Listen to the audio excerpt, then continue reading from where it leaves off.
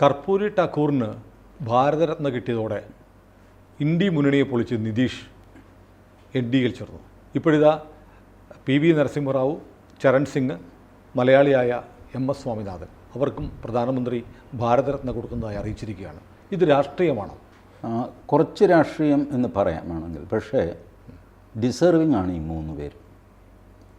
ഒന്ന് നരസിംഹറാവു, അദ്ദേഹം വളരെ പഴയ കോൺഗ്രസ് നേതാവാണ്. പക്ഷേ സജീവ രാഷ്ട്രീയം വിട്ടു. എന്നിട്ട് അദ്ദേഹം പെട്ടിയും കിടക്കയൊക്കെ ആയിട്ട് സ്വന്തം സ്ഥലമായ നന്ദ്യാൽ, ആന്ധ്രയിലെ, അങ്ങോട്ട് പോയി. ആ സമയത്താണ് രാജീവ് ഗാന്ധി കൊല്ലപ്പെടുന്നത്. രാജീവ് ഗാന്ധി കൊല്ലപ്പെട്ട് കഴിഞ്ഞപ്പോൾ സ്വാഭാവികമായിട്ട് കോൺഗ്രസ്സിലുണ്ടായ വികാരം സോണിയാഗാന്ധി പ്രധാനമന്ത്രിയാവണം. സോണിയ അതിന് തയ്യാറായിരുന്നില്ല. അവർ ഒന്നുകിൽ ഭയന്നു പോയിരുന്നു, അല്ലെങ്കിൽ അവർക്ക് വേറെ ചില പദ്ധതികളുണ്ടായിരുന്നു. എന്തുമായിക്കോട്ടെ, അവർ ഇതിനില്ല എന്ന് പറഞ്ഞു. അപ്പോഴാണ് നരസിംഹറാവുവിൻ്റെ പേര് പൊങ്ങി വരുന്നത്. നരസിംഹറാവുവിനെ ആർക്കും അത്ര ഇഷ്ടമൊന്നുമായിരുന്നില്ല കോൺഗ്രസ്സിൽ. പക്ഷേ മറ്റ് നിവൃത്തിയില്ലാത്തതുകൊണ്ട് നരസിംഹറാവുവിനെ ആക്കുകയായിരുന്നു. നരസിംഹറാവു നന്ദ്യാലിൽ നിന്ന് തിരിച്ച് ഹൈദരാബാദിൽ വന്ന് അടുത്ത ഫ്ലൈറ്റിന് ഡൽഹിയിലെത്തി. ഡൽഹിയിൽ കണ്ണ് കെട്ടിവിട്ടാൽ ഏത് വഴിയെ പോകണം എന്ന് നരസിംഹറാവുവിന് അറിയാം. അത്രയധികം സുപരിചിതമാണ് അദ്ദേഹത്തിന്. സ്ഥലം മാത്രമല്ല, അധികാരത്തിൻ്റെ ഇടനാഴികളുണ്ടല്ലോ, ആ ഇടനാഴികൾ കാണാപ്പാടാണ് ഈ മനുഷ്യന്.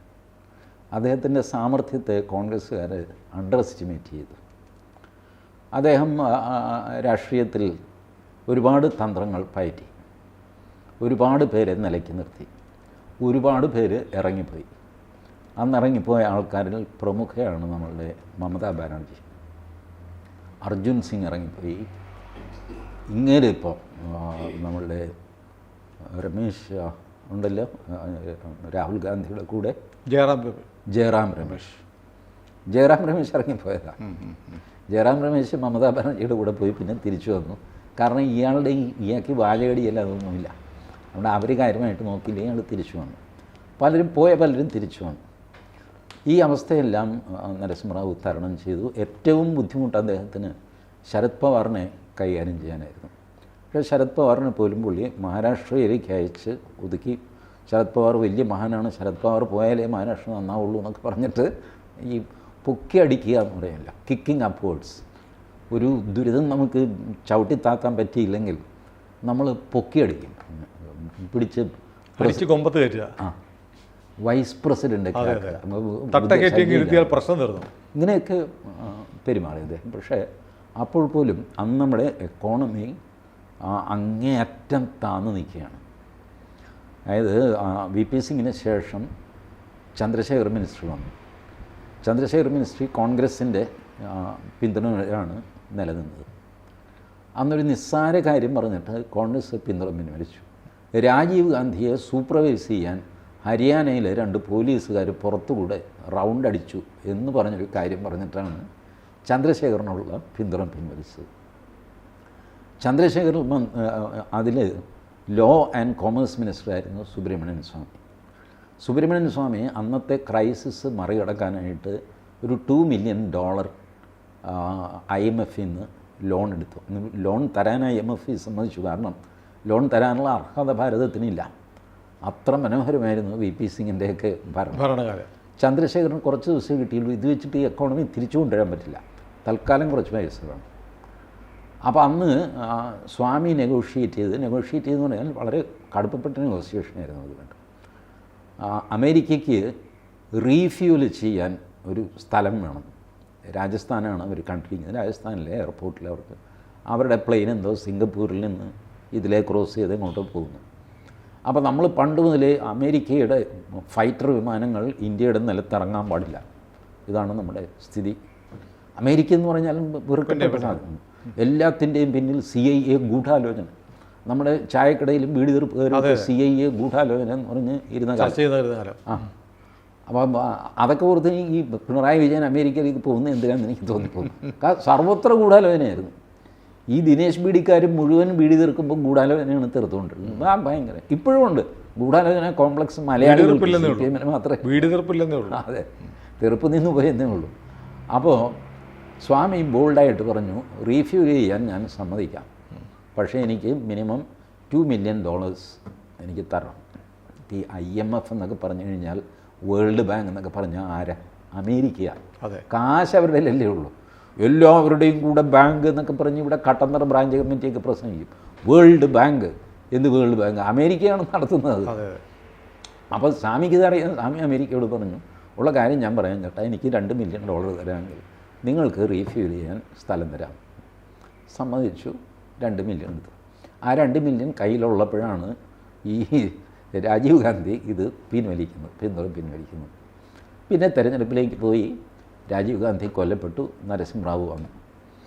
നരസിംഹറാവു വന്നു കഴിഞ്ഞപ്പോൾ ഈ പിൽക്കാലത്ത് ജയറാം രമേശ് തന്നെ ഇത് അക്നോളജ് ചെയ്യുന്നൊക്കെ ഉണ്ട്. കേട്ടോ, ഇതിൻ്റെ ഒരു ബ്ലൂ പ്രിൻ്റ്, നമ്മളുടെ എക്കോണമി വഴിതിരിക്കാനുള്ള ഒരു ബ്ലൂ പ്രിൻ്റ് ചന്ദ്രശേഖർ, സുബ്രഹ്മണ്യൻ സ്വാമി അടക്കമുള്ള ആൾക്കാർ ഇത് തീരുമാനിച്ചു വെച്ചിരുന്നു.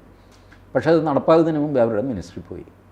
റാവു വന്നപ്പോൾ റാവു ഈ ഡ്രാഫ്റ്റ് നോക്കിയിട്ട് ഇത് കൊള്ളാമല്ലോ, this is the right moment. നമ്മൾ ഈ സോഷ്യലിസവും മണ്ണാങ്കട്ടയും കൊണ്ടിരുന്നാൽ പച്ച വെള്ളം കുടിക്കാൻ കിട്ടില്ല. ഇപ്പം തന്നെ കടം കയറി മുടിഞ്ഞ് നിൽക്കുകയാണ്. അപ്പോൾ അന്ന് സ്വർണം പണയം വെച്ചെന്നും ഇല്ലെന്നും ചന്ദ്രശേഖർ സർക്കാർ വാസ്തവത്തിൽ പണയം വെച്ചിരുന്നില്ല. വെക്കേണ്ട ഒരു ഘട്ടം ഉണ്ടായിരുന്നു, പക്ഷേ വെച്ചില്ല. ഈ ഓപ്പറേഷൻ കാരണം പൈസ വന്നതുകൊണ്ട് പണയം വെച്ചില്ല. പക്ഷേ ഇപ്പോഴും ചിലർ പറയുന്നു പണയം വയ്ക്കാൻ കൊണ്ടുപോകുന്നതിൻ്റെ ഫോട്ടോയുണ്ട്. ഒരുപക്ഷെ കൊണ്ടുപോകാനൊക്കെ ആലോചിച്ച് കാണും. ആ ഒരു ഘട്ടം വന്നിരുന്നു. അവിടെ നിന്ന് പിന്നെ നമ്മൾ മുന്നോട്ട് ഈ സോഷ്യലിസമായിട്ട് പോയി കഴിഞ്ഞാൽ പട്ടിണിയായി പോകും. അതുകൊണ്ട് ബോൾഡായിട്ട് നരസിംഹറാവു എക്കോണമി ഓപ്പൺ ചെയ്യാൻ തീരുമാനിച്ചു. ഓരോന്നായിട്ട് ലിബറലൈസേഷൻ, പ്രൈവറ്റൈസേഷൻ, ഇതെല്ലാം. ഉദാരവൽക്കരണത്തിന് തുടക്കം. എന്താണെന്ന് LPG എന്ന് അതിനെ വിളിച്ചുകൊണ്ടിരുന്നത്. Liberalisation, privatisation, globalisation. അതിന് ശേഷമാണ് ഇന്ത്യയിൽ ആദ്യമായിട്ട് ഒരു ചുവന്ന കാറ് അല്ലെങ്കിൽ ഒരു മഞ്ഞ കാറ് ഇത് കണ്ടു തുടങ്ങിയത്. അതിന് മുമ്പ് ആകെ അംബാസഡർ മാത്രമേ ഉള്ളൂ. അംബാസഡറും ഫിയറ്റും ഉണ്ട്. പക്ഷേ അംബാസഡറിന് സ്റ്റാൻഡേർഡ് ചില കളറുകളുണ്ട്, അത് മാത്രമേ അടിക്കുകയുള്ളൂ. Black, white. 80 എത്തിക്കഴിഞ്ഞപ്പോൾ ഒരു അല്പം ഈ ചെങ്കല്ലിൻ്റെ നിറമുള്ളത് പച്ച ഒക്കെ ഇറക്കി തുടങ്ങി. പക്ഷേ പാട്ട ഒന്ന് തന്നെ, ഷേപ്പ് ഒന്ന് തന്നെ, എൻജിനൊക്കെ സെയിം. ഇത് തന്നെയാണ് ഇട്ട് ഓടിച്ചുകൊണ്ടിരുന്നത്. ഫിയറ്റും ഇതുപോലെ തന്നെ. ഈ 2 കാറുകളല്ലാതെ വേറെ കാറില്ല, ഒന്നും ചെയ്യാൻ നിർവാഹമില്ല. അപ്പോഴാണ് ഈ ഗൾഫിൽ നിന്ന് ടേപ്പ് റിക്കാർഡർ, തുണി, ഷർട്ടിൻ്റെ തുണി. ഇന്നിപ്പോൾ ഷർട്ടിൻ്റെ തുണി ഗൾഫിൽ നിന്ന് കൊണ്ടുവന്ന് കഴിഞ്ഞാൽ ആൾക്കാർ തല്ലും. കാരണം അതിൽ 1-ാം തരം തുണി ഇവിടെ എറണാകുളത്ത് കിട്ടും. ആ സ്ഥിതിയായി. അപ്പോൾ ഇത് ഈ opening up of the economy ഒരു ബോൾഡ് ഡിസിഷനായിരുന്നു നരസിംഹറാവിൻ്റെ. നരസിംഹറാവിന് ഒരു ഉറപ്പുണ്ട്, അദ്ദേഹത്തിന് ഭൂരിപക്ഷം ഒന്നും ഉണ്ടായിരുന്നില്ല. പക്ഷേ അദ്ദേഹത്തെ ആരും താഴെ ഇടില്ലെന്നും അദ്ദേഹത്തിന് ഉറപ്പായിരുന്നു. ഇത് കൂടാതെ ഏറ്റവും വലിയ അഗ്നിപർവ്വതമായ അദ്ദേഹത്തിൻ്റെ അഗ്നിപരീക്ഷണമായ അയോധ്യ സംഭവം. ആ അയോധ്യ സംഭവത്തെ തുടർന്ന് അദ്ദേഹം എല്ലാ BJP മിനിസ്ട്രിയും പിരിച്ചുവിട്ടു. He was in good terms with BJP കേട്ടോ. പക്ഷേ അദ്ദേഹത്തെക്കുറിച്ച് നമ്മുടെ ഈ മുസ്ലിം ഹാൻഡിലുകളും ഇടതുപക്ഷക്കാരും പറയുന്നത് കോൺഗ്രസ്സിലെ RSSകാരൻ എന്നാണ്. അവർക്കങ്ങനെ പറയാനൊരു ന്യായമുണ്ട്. കാരണം ഈ സാധനം പൊളിക്കുന്നത് അദ്ദേഹം ഉള്ളപ്പോഴാണില്ല. പക്ഷെ നിങ്ങൾ നോക്ക്, ഇപ്പം UP മുഖ്യമന്ത്രി കല്യാൺ സിംഗ്, പ്രധാനമന്ത്രി നരസിംഹറാവു, ഒരു 3-3.5 ലക്ഷം ആളവിടെ കൂടിയിട്ടുണ്ട്. എന്ത് ചെയ്യണമെന്ന് പറ? വെടിവെക്കാൻ പറ്റില്ല. വെടിവെക്കണം എന്നാണ് ഇവരുടെ ആഗ്രഹം. വെടിവെച്ച് 3-3.5 ലക്ഷം ആൾക്കാരെ വെടിവെച്ച് അത്രയൊന്നും ചാകേണ്ടി വരില്ല. ഒരു 50,000 കൊന്നു കഴിയുമ്പോൾ തന്നെ ബാക്കിയുള്ളവർ ഓടിയും ഒക്കെ പൊക്കോളും. 50,000 ആൾക്കാരെ കൊന്നിട്ട്, അവനവൻ്റെ ആൾക്കാരെ കൊന്നിട്ട് ഈ സ്ട്രക്ചർ സംരക്ഷിക്കേണ്ട കാര്യമില്ല. After all it is A structure, ഒരു കെട്ടിടമല്ലേ. അത് രണ്ടാമത് ഉണ്ടാക്കാൻ, പുനഃസൃഷ്ടിക്കാൻ സുപ്രീം കോടതി തീരുമാനം എന്താണെന്ന് വെച്ചാൽ സംഭവിക്കും. ബട്ട് ഒരു കെട്ടിടത്തിന് വേണ്ടിയിട്ട് ഇത്രയധികം ആൾക്കാരെ കൊല്ലേണ്ട കാര്യമുണ്ടോ? ഇതാണ് ചോദ്യം. അത്ര വലിയ മഹാത്മ്യം ഉണ്ടാകും. ഈ ചോദ്യം നരസിംഹറാവുവിൻ്റെ ഉണ്ടായിരുന്നിരിക്കാം. പക്ഷേ നരസിംഹറാവു നിയമപരമായിട്ടാണ് പോകുന്നത്. അദ്ദേഹം പറഞ്ഞു, സ്റ്റേറ്റ് ഗവൺമെൻറ് സുപ്രീം കോടതിക്ക് അഷുറൻസ് കൊടുത്തിട്ടുണ്ട്, സ്റ്റാറ്റസ് കോ പാലിക്കാം എന്ന് ഉറപ്പ് കൊടുത്തിട്ടുണ്ട്. ഞാൻ ആവശ്യമുള്ള സെൻട്രൽ ഫോഴ്സും അവർക്ക് കൊടുത്തിട്ടുണ്ട്. അത് വെച്ചിട്ട് ലോ ആൻഡ് ഓർഡർ നോക്കേണ്ടത് അവരുടെ ചുമതലയാണ്. അതവർ ഫെയിലായെങ്കിൽ അവർ ഫെയിലായി, അതിന് ഞാൻ റെസ്പോൺസിബിളല്ല. ബട്ട് അത് റിപ്പയർ ചെയ്യാൻ ഞാനും പൂർവ്വസ്ഥിതി എന്ന് വെച്ചാൽ ബാബറി മസ്ജിദിൻ്റെ അല്ല, ക്രമസമാധാനം പുനഃസ്ഥാപിക്കാൻ ഞാൻ റെസ്പോൺസിബിളാണ്, ഞാൻ അവർ എല്ലാ സഹായവും ചെയ്തു കൊടുക്കുന്നു. ആ പ്രതിസന്ധി ആ മനുഷ്യൻ അക്ഷോഭ്യനായിട്ട് തരണം ചെയ്തു. ഇത് കഴിഞ്ഞ ഒരു ഇത് അവിശ്വാസ പ്രമേയം വന്നു BJPയുടെ. ആ BJPയുടെ അവിശ്വാസ പ്രമേയത്തിന് എതിരായിട്ട്, അതായത് നരസിംഹറാവുവിനെ സപ്പോർട്ട് ചെയ്തുകൊണ്ട് വോട്ട് ചെയ്തത് CPM ആണ്. CPM മാറി നിന്നാൽ പോലും നരസിംഹറാവു ജയിക്കും. എന്നാലും ഇരിക്കട്ടെ ചേട്ടാ ഞങ്ങളുടെ സപ്പോർട്ട് എന്ന് പറഞ്ഞിട്ടാണ് CPM വന്ന് ചെയ്തത്. ഇന്ന് CPM നരസിംഹറാവു കാക്കിനിക്കറുണ്ടായിരുന്ന അടിയിൽ. അതെ അതെ അതെ. അങ്ങനെയാണെങ്കിൽ അന്ന് നിങ്ങൾക്ക് അയാളെ വലിച്ച് താഴെ ഇടാമായിരുന്നില്ല. ഇവരെതിരായിട്ട് വോട്ട് ചെയ്ത് കഴിഞ്ഞാൽ നരസിംഹറാവു സർക്കാർ താഴെ വീഴും. ഇവർ ചെയ്തില്ല, മാറി നിന്ന് പോലുമില്ല. 35 അനുകൂലമായി വോട്ട് ചെയ്തു. അനുകൂലമായിട്ട് വോട്ട് ചെയ്തു. പരോക്ഷമായി പറഞ്ഞാൽ ബാബറി പള്ളി പൊളിച്ചതിനെ അനുകൂലിച്ചു. സംശയം എന്താ? അപ്പോൾ ലോക്സഭയിൽ അനുകൂലിച്ചു. അത് നരസിംഹറാവുവിന് ഇവർ മാറി നിന്നാലും അങ്ങനെ ജയിക്കും, ഇവരെതിരായിട്ട് നിന്നാലേ അങ്ങനെ തോക്കുള്ളൂ. അബ്സ്റ്റെയിൻ ചെയ്യുക എന്ന് പറയുന്നൊരു തന്ത്രമുണ്ടല്ലോ. ഞങ്ങൾക്ക് ഈ ചോരയിൽ പങ്കില്ല. ഇന്നെങ്കിലും CPMന് പറയാനായിരുന്നു, ഞങ്ങൾ ചെയ്യില്ല, ഞങ്ങളതിൽ മാറി നിന്നു, വേറെ ഒന്നും ചെയ്യാനുണ്ടായിരുന്നില്ല, അതുകൊണ്ട് മാറി നിന്നു. But they gave their support, their stand to Narasimha Rao, and now they are blaming Narasimha. ടി ശരിക്കും ഇപ്പോൾ നരസിംഹറാവുവിന് ഭാരതരത്ന കൊടുക്കുന്ന വഴി കേന്ദ്ര സർക്കാർ എന്തായിരിക്കും ലക്ഷ്യമിടുന്നത്? അർഹതപ്പെട്ട ഒരാളിനെ കൊടുത്തു എന്നുള്ളത്. അതാണ്. നിങ്ങൾ നരസിംഹറാവുവിനെ നോക്ക്. നരസിംഹറാവു ക്യാബിനറ്റ് ഉണ്ടാക്കി, ഉരുണ്ട് വീണ ചന്ദ്രശേഖർ മിനിസ്ട്രിയിൽ കോമേഴ്സ് മിനിസ്റ്റർ ആയിരുന്നല്ലോ സുബ്രഹ്മണ്യൻ സ്വാമിയെ ക്യാബിനറ്റ് റാങ്കോടുകൂടി ഇൻ്റർനാഷണൽ ലേബർ ഓർഗനൈസേഷനിലേക്ക് നിയമിച്ചു. കാരണം റാവുവിനറിയാം ഈ മനുഷ്യൻ്റെ ഡ്രാഫ്റ്റാണ്, എക്കണോമിക്സ് ഡ്രാഫ്റ്റാണ് ഞാൻ ഉപയോഗിക്കുന്നത്. പക്ഷേ ഇദ്ദേഹം കോൺഗ്രസ്സിൽ ചേരാൻ തയ്യാറുമില്ല. അദ്ദേഹം പറഞ്ഞ് ഞാൻ കോൺഗ്രസ്സിലൊന്നും ചേരില്ല, എനിക്ക് മിനിസ്റ്റർഷിപ്പും വേണ്ട, I am anti Congress since starting. But Narasimha Rao പറഞ്ഞു, you take an assignment with me, you are a good man, ഈ അസൈൻമെൻറ്റ് എടുക്കണം. അതപ്പോൾ കോൺഗ്രസ്സിൽ ചേരേണ്ട കാര്യമൊന്നുമില്ല, ILOയിൽ റെപ്രസെൻറ്റേറ്റീവ് എന്നൊക്കെ പറഞ്ഞു കഴിഞ്ഞാൽ വേറെ ഒരുപാട് ടെക്നിക്കലായ കാര്യങ്ങളൊക്കെ ചെയ്യാനുണ്ട്. അങ്ങനെ അക്കോമഡേറ്റ് ചെയ്യുന്ന ആളായിരുന്നു നരസിംഹറാവു. അധികാരം ഏറ്റെടുത്തിട്ട് LK അദ്വാനി ലോക്സഭയിൽ പ്രസംഗിച്ചു. ലോക്സഭയിൽ ഇറ്റ്സ് ഓൺ റെക്കോർഡ്. അദ്ദേഹം പറഞ്ഞു, ലാൽ ബഹദൂർ ശാസ്ത്രിക്ക് ശേഷം ഇത്ര നല്ലൊരു പ്രധാനമന്ത്രിയെ ഞാൻ കണ്ടിട്ടില്ല എന്നത്. പിന്നീട് വലിയ പ്രശ്നമൊക്കെ ആയി കേട്ടോ. അതിനുശേഷം നരസിംഹറാവുവിനെതിരെ ഈ അലിഗേഷൻസ് വന്നു. ഈവൻ നമ്മുടെ ഇയാളുടെ നമ്പിനാരായണൻ്റെ കേസുണ്ട്, ISRO ചാരക്കേസ്. റാവുവിൻ്റെ മകനാണ് അതിൻ്റെ. റാവുവിൻ്റെ മകൻ്റെ പേര് വരെ വന്നു CBI. റാവു സ്പെഷ്യൽ ഫ്ലൈറ്റിൽ തിരുവനന്തപുരത്ത് വരുന്നു.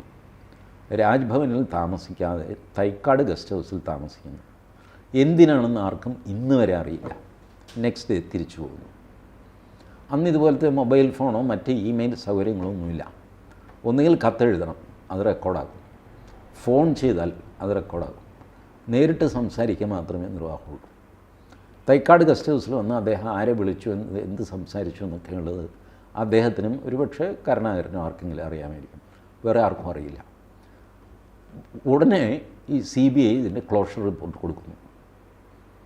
ISRO ചാരക്കേസിൽ ഒന്നുമില്ല, നമ്പിനാരായണൻ നിഷ്കളങ്കനാണ് എന്നൊക്കെ പറഞ്ഞിട്ട് ക്ലോഷർ റിപ്പോർട്ട് കൊടുക്കുന്നു. ജൂൺ 30 കൊടുക്കുന്ന ക്ലോഷർ റിപ്പോർട്ട് 600 പേജുണ്ട്. മെയ് 1 ദിനം കോടതി അവധിയാണ്. മെയ് 2 കോടതി ഈ ക്ലോഷർ റിപ്പോർട്ട് അക്സെപ്റ്റ് ചെയ്തു. കേസ് തീർന്നു. ഇവർ അപ്പീൽ പോകുന്നു, ഹൈക്കോടതി തള്ളിക്കളയുന്നു. കഴിഞ്ഞു. നമ്പിനാരായണൻ ഹീറോയാകുന്നു. ഇപ്പോൾ ഇന്ത്യൻ റോക്കറ്റിൻ്റെ ഉപജ്ഞാതാവാണെന്നാണ് നമ്പിനാരായണൻ അറിയപ്പെടുന്നത്.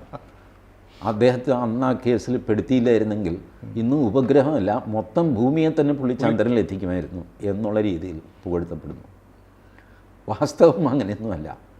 നമ്പിനാരായണൻ ഇപ്പോഴും ആൻസർ ചെയ്യാത്ത കുറേ ക്വസ്റ്റ്യൻ ഉണ്ട്. മഹാനായ നമ്പിനാരായണൻ ആൻസർ. അദ്ദേഹം ISROയിലെ നിർണായക ഫാക്ടറേ ആയിരുന്നില്ല. അത് മാത്രമല്ല, ISROയിൽ നിന്ന് VRS എടുക്കാൻ ആപ്ലിക്കേഷൻ കൊടുത്ത ആളാണ് നമ്പിനാരായണൻ. അദ്ദേഹം ഇത്ര വലിയ സംഭാവനകൾ ചെയ്യുന്ന ആളാണെങ്കിൽ അദ്ദേഹത്തിന് VRS എന്തിനായിരുന്നു അദ്ദേഹം? മാത്രമല്ല, ഈ കേസ് വന്നു കഴിഞ്ഞപ്പോൾ എൻ്റെ VRS ആപ്ലിക്കേഷൻ പരിഗണിച്ചില്ല ഇതുവരെ എന്ന് പറഞ്ഞിട്ട് അതൊന്ന് വേഗത്തിലാക്കണം എന്ന് പറഞ്ഞ് അടുത്ത ആപ്ലിക്കേഷൻ കൂടെ കൊടുത്തു. എന്തിനായിരുന്നു അത്? 300 തവണ തിരുവനന്തപുരത്ത് നിന്ന് ഈ മറിയം റഷീദ് ബാംഗ്ലൂരിലേക്ക് ഇത്രയധികം ഫോൺ കോൾ നടത്തിയത്? ഇദ്ദേഹത്തിനൊപ്പം പിടിക്കപ്പെട്ട ചന്ദ്രശേഖരൻ ഒരക്ഷരം മരണം വരെ ഈ കേസിനെ പറ്റി പുറത്തു പറയാത്തത്. ISROയിൽ അന്ന് ജോലി ചെയ്തവരോ പിന്നീട് ജോലി ചെയ്യുന്നവരോ ആയ ഒരാൾ പോലും നമ്പിനാരായണനെ സപ്പോർട്ട് ചെയ്ത് വരാത്തത് എന്തുകൊണ്ടാണ്? അതൊക്കെ വലിയ പ്രശ്നം തന്നെയാണ്. അതിൻ്റെ പേരിൽ ഇപ്പോൾ ആ കേസിൻ്റെ കഥ കഴിഞ്ഞു. അപ്പോൾ ഇപ്പോൾ ഇതെല്ലാം ഈ നരസിംഹറാവുവിനെതിരെയുള്ള വികാരം മെല്ലെ വളർത്തുന്ന സന്ദർഭങ്ങളായിരുന്നു. അതിനുശേഷം മകൻ്റെ വേറൊരു അഴിമതി അതിൽ ചെന്ന് ചാടി. ഒരു വളം ഇറക്കുമതി അഴിമതി വന്നു 300 കോടി രൂപയുടെ. അതിൽ ചെന്ന് ചാടി. ഇത് കഴിഞ്ഞിട്ട് അൾട്ടിമേറ്റ് അഴിമതി എന്ന് പറഞ്ഞാൽ അദ്ദേഹത്തിൻ്റെ ഭൂരിപക്ഷം നിലനിർത്താനുള്ള പ്രശ്നമായിരുന്നു.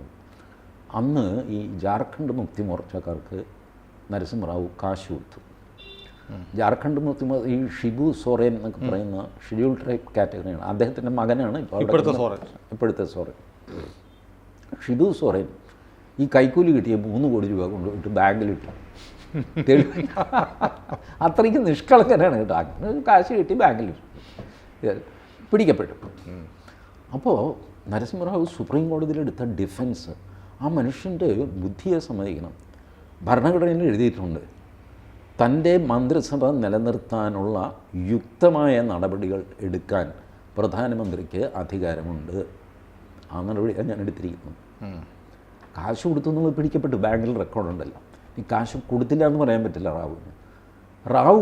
റാവുവിൻ്റെ വക്കീലന്മാരെടുത്ത ഡിഫൻസ് ഇതാണ്. റാവുവിനത് കൊടുക്കാം, റാവു കൊടുത്തതാണ്. അതിലെന്താ? യുക്തമായ നടപടി എടുക്കാമെന്ന്. യുക്തമായ നടപടിയാണ് പൈസ കൊടുത്ത ആളെ കൂടെ നിർത്തുക, തൻ്റെ മന്ത്രിസഭ നിലനിർത്താനുള്ള യുക്തമായ നടപടിയാണ് എന്ന് സുപ്രീം കോടതിയിൽ വാദിച്ചു. അപ്പോൾ കൗണ്ടർ വാദം എന്താണെന്നറിയാമോ? ലോക്സഭയിൽ ആണ് അത് ചെയ്യേണ്ടത്. ലോക്സഭയുടെ ലോബിയിലാണ് ഈ പൈസ കൊടുത്തിരിക്കുന്നത്. അപ്പോൾ അടുത്ത തർക്കം, ലോക്സഭയുടെ lobby whether it is a part of Lok Sabha or not. Lok Sabha എന്ന് പറഞ്ഞാൽ എവിടം വരെയാണ് അതിൻ്റെ അതിർത്തി? ലോക്സഭയിലേക്ക് കയറുന്ന ആ വഴിയുണ്ടല്ലോ, അതോ അസംബ്ലി ഹാളാണോ? നമുക്കൊക്കെ കാണാം ഇങ്ങനെ വട്ടത്തിൽ ലോക്സഭ. അതിലേക്ക് കയറി വരുന്ന ഒരു ചെറിയ വഴിയുണ്ട്. ഭിത്തിയും ലോക്സഭയിലെ കസേരകൾ എത്തുന്നതിനിടയ്ക്ക് ഉള്ള വഴി. ഈ വഴിയിൽ വെച്ചാണ് കൊടുത്തിരിക്കുന്നത്. ഈ വഴി പാർലമെൻ്റ് ആണെന്നും അല്ലെന്നും പറഞ്ഞു. ഒടുവിൽ സുപ്രീം കോടതി പറഞ്ഞു അതും കൂടെ ചേർന്നതാണ് പാർലമെൻറ്റ്. അതുകൊണ്ട് സാങ്കേതികമായിട്ട് ഇതിൽ തെറ്റില്ല. ഒരു കറപ്ഷൻ കേസ് സുപ്രീം കോടതി ആദ്യമായിട്ട് ശരിവയ്ക്കുന്ന ഇതാണ്. സാങ്കേതികമായിട്ട് പൈസ കൊടുത്തതാണ്. That is immoral, but it is not illegal.